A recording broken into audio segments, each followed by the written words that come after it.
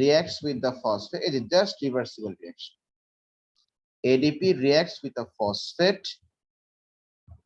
ADP reacts with a phosphate to form ATP and release water.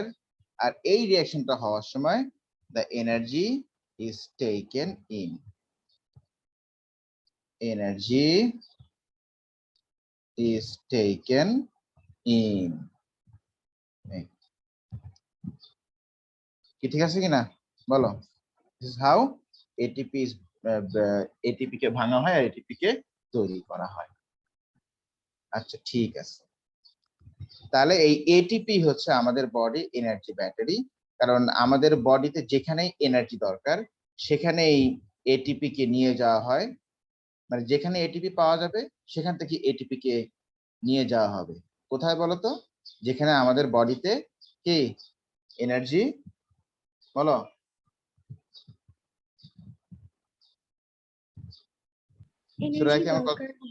Energy দরকার, যেখানে আমাদের বডিতে এনার্জি দরকার সেখানেই এটিপি কে নিয়ে যাওয়া হবে।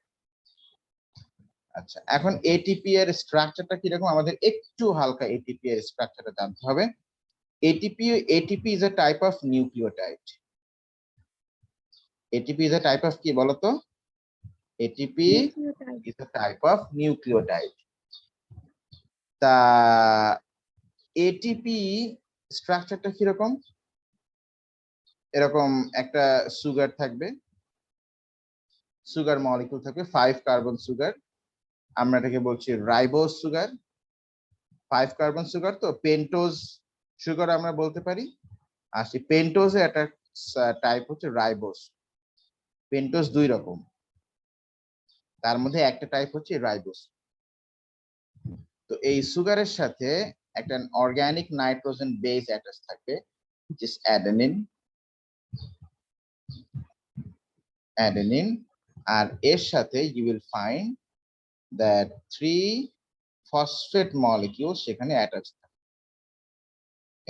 এই হচ্ছে শর্টে এটিপি এর স্ট্রাকচার। যখনই এই ফসফেট মলিকিউলটা ব্রেকডাউন হবে তখনই এখান থেকে এনার্জি রিলিজ হবে, আর এই যখন এখানে এনার্জি গেইন হবে তখনই সেখানে এই ফসফেট মলিকিউলটা আবার গিয়ে অ্যাটাচড হয়ে যাবে। বুঝছো না জিনিসটা? হ্যাঁ, তার মানে এখানে যদি ওয়াটারকে ইউজ করে এই ফসফেট মলিকিউল, এই ফসফেট বন্ডটাকে ব্রেকডাউন করা হয় তাহলে সেখান থেকে বলো কি হবে?